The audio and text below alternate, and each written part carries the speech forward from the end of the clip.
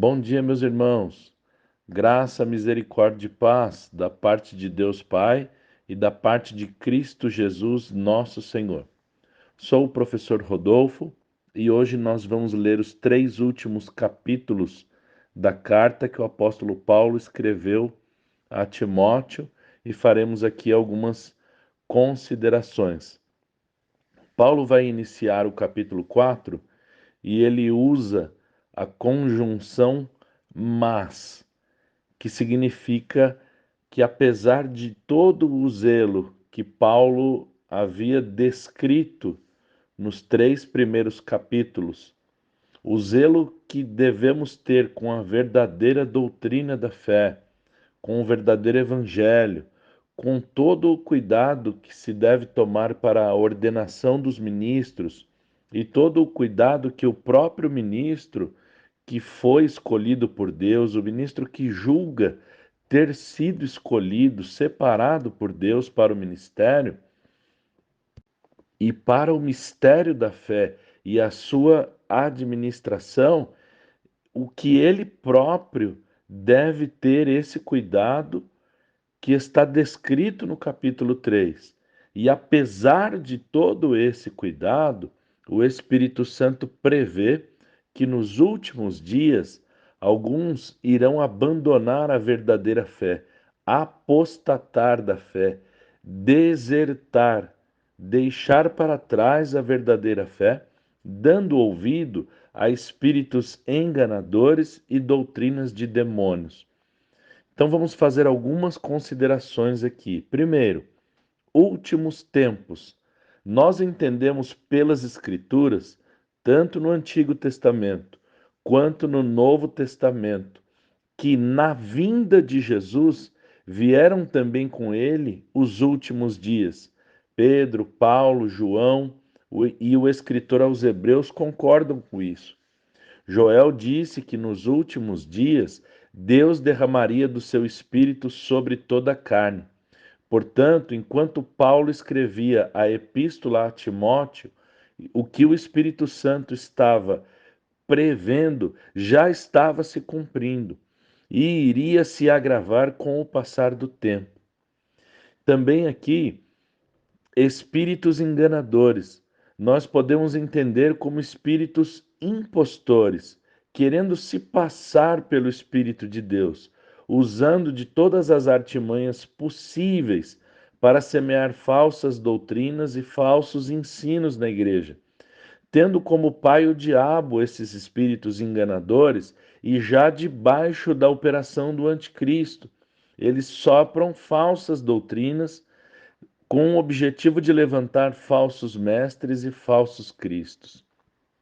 Paulo continua que alguns homens, diferentes dos homens piedosos e de boas consciências que estavam descritos novamente lá atrás, nos 3 primeiros capítulos, ele está falando de homens que têm a própria consciência cauterizada. E os homens a qual Paulo está se referindo nos 3 primeiros capítulos são homens de boa consciência. E esses que Paulo está falando agora no capítulo 4 têm a consciência cauterizada, falando mentiras. E ele dá 2 exemplos de suas mentiras. Um deles é proibir o casamento e exigir a abstinência de certos alimentos que Deus criou para os fiéis que conhecem a verdade e se alimentam deles dando graças a Deus. Tudo o que Deus criou é bom. Nenhum alimento deve ser rejeitado, antes recebido com ações de graças, pois é santificado pela palavra de Deus e pela oração. Paulo incentiva Timóteo a pregar estas coisas que ele já seguia. Ensinando isso, seria considerado bom ministro de Jesus Cristo. Rejeitando as fábulas profanas, Timóteo deveria exercitar a própria piedade, praticar seu culto espiritual a Deus de boa consciência, porque o exercício físico tem pouco proveito, mas o exercício da piedade para tudo é proveitoso, tendo a promessa dessa vida e da vida futura. Por isso, trabalhamos pela esperança dessa promessa no Deus vivo e Salvador. No versículo 11, Paulo repete quase que a mesma exortação a Timóteo, a de ordenar e ensinar essas coisas. E no versículo 12, a juventude de Timóteo não deveria servir como desprezo do seu ministério. E Paulo enumera um conjunto de virtudes que explica o exercício da piedade que ele citou no versículo 7. Então, para Paulo, o exercício da piedade que Timóteo deveria praticar também se aplica à vida de cada um de nós. Sermos exemplo na palavra e no trato. Aqui, entenda-se, nas nossas conversas, nos nossos diálogos, no nosso tratamento, como nós tratamos tanto os nossos irmãos crentes, irmãos de fé que congregam conosco, os que não congregam conosco e os irmãos de fora também. Nós devemos ser exemplo nessa nesse trato, nessa conversa, nesse tratamento com as outras pessoas. Também devemos ser exemplo no amor, no espírito, na fé e na pureza. Esse é o exercício da piedade. Outra vez, Paulo incentiva Timóteo a persistir em ensinar e exortar, agora com o acréscimo da leitura.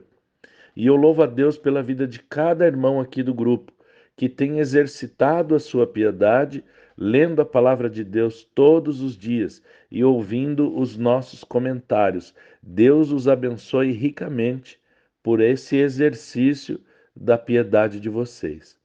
Nem Timóteo, nem nenhum cristão, em tempo algum, deve desprezar ou negligenciar o dom dado por Deus. Além do dom, Timóteo também havia sido ordenado pelo presbitério ou pelo ministério da igreja. E ao invés de negligenciar o ministério dado por Deus, o ministro deve ser um fiel cumpridor daquilo que Deus o chamou para fazer, com toda a sua força e perseverança, cuidando de si mesmo e da sã doutrina, alcançando a salvação para si próprio e ajudando os seus ouvintes, os irmãos que o ouvem, a salvar-se também. No capítulo 5, Paulo continua ensinando a Timóteo como proceder na casa de Deus, com os irmãos e irmãs de idade mais avançada e com as viúvas. As que não possuíssem filhos deveriam ser ajudadas com o seu sustento. Os filhos que tinham suas mães viúvas deveriam cuidar delas, conforme o mandamento de honrar pai e mãe. Paulo chama de recompensar a própria mãe com esse cuidado e sustento. E as viúvas que recebiam o auxílio da igreja deveriam esperar em Deus e também se dedicar à oração constantemente. As viúvas, tendo ou não filhos, que vivem nos deleites e nas coisas desse mundo, já estão mortas, mesmo com aparência de vivas. Ambas devem ser irrepreensíveis, tanto a viúva que é auxiliada pela igreja, quanto as viúvas que têm filhos. Aquelas que não cuidam, aqueles que não cuidam de sua família negam a própria fé e são piores do que os infiéis. Havia uma espécie de seleção, de cadastro para que a igreja pudesse ajudar as viúvas, e elas deveriam ter pelo menos 60 anos, deveriam ter tido apenas um marido, deveriam ter criado os seus filhos e terem auxiliado os ministros de Deus, deveriam ter sido hospitaleiras. Paulo reforça que as viúvas mais novas não deveriam fazer parte dessa seleção, para que não se arrependesse futuramente do seu estado de viuvez, querendo casar-se novamente e recebendo condenação por abandonar seu voto de fé que haviam feito com Cristo. E que todas as viúvas aprendam a não andar ociosas de casa em casa, se tornando fofoqueiras e intrometidas, falando o que não convém. As viúvas mais novas devem se casar novamente e gerar filhos, governar sua casa, para não dar ocasião ao diabo de maldizer os crentes e sua igreja. Algumas viúvas tinham se desviado da fé e seguido a Satanás. Novamente, Paulo ensina que se algum crente tem uma viúva, deve cuidar dela para não sobrecarregar a igreja. Os presbíteros que governarem bem devem ser dignos de dupla honra. E honra aqui, o significado de honra é pagamento mesmo.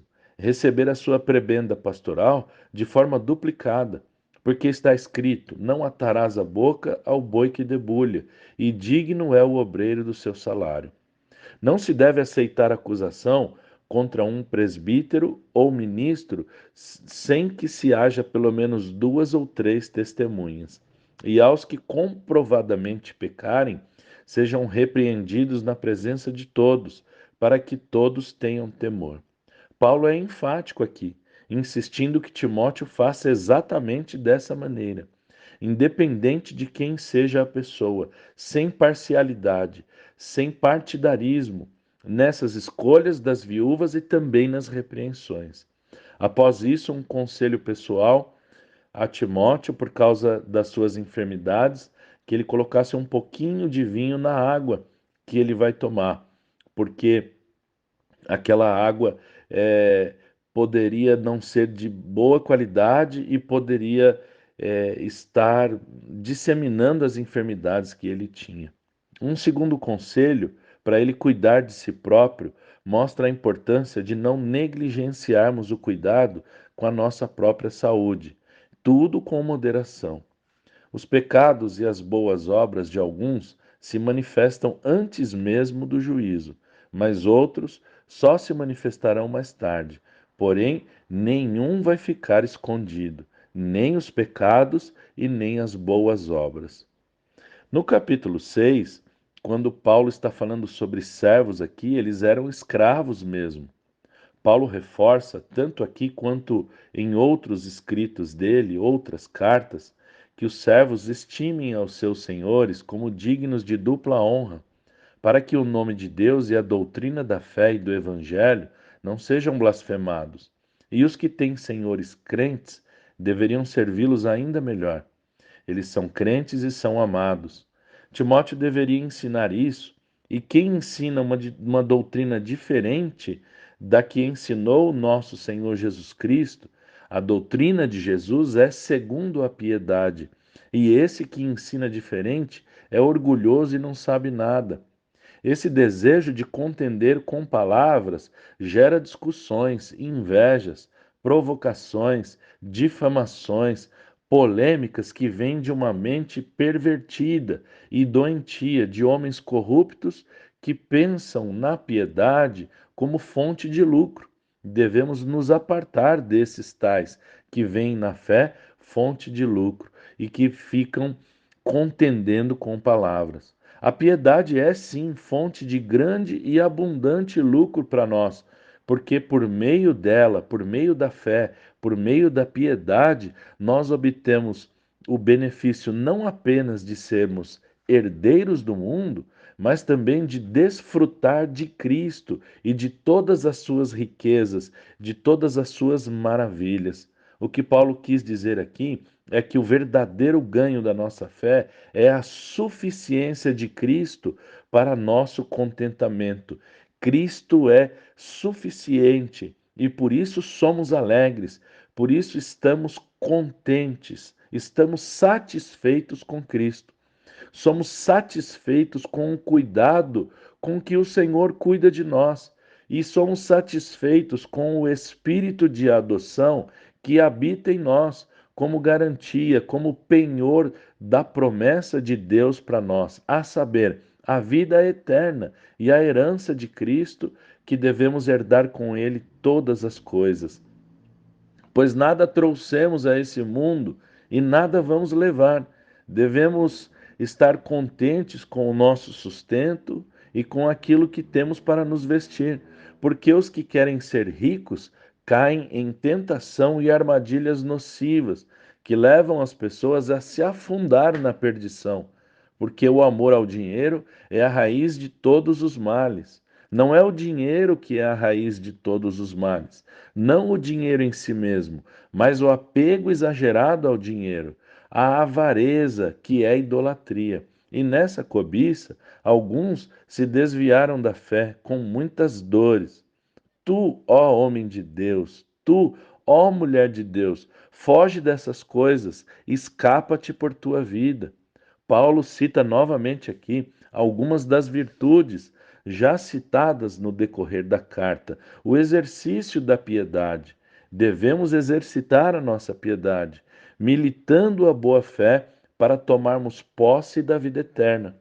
Paulo exorta novamente para que seu filho na fé guarde esses mandamentos até a aparição de Cristo, que não pode ser visto por ninguém, mas a seu tempo nos revelará o único poderoso Senhor, Rei dos reis e Senhor dos senhores, que tem, ele só, a imortalidade e habita na luz inacessível.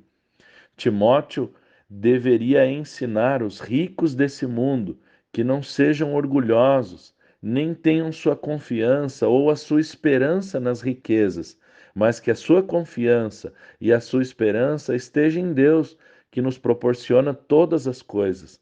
Que os ricos façam o bem, sendo ricos em boas obras, generosos e prontos a repartir do que Deus lhes deu, ajuntando para si mesmo um bom fundamento para o futuro, para entrar na vida eterna. Paulo se despede de Timóteo, exortando mais uma vez para ele evitar os falatórios inúteis e profanos, que são falso conhecimento, e levou alguns a se desviarem da fé. A graça seja contigo neste fim de semana. Deus abençoe.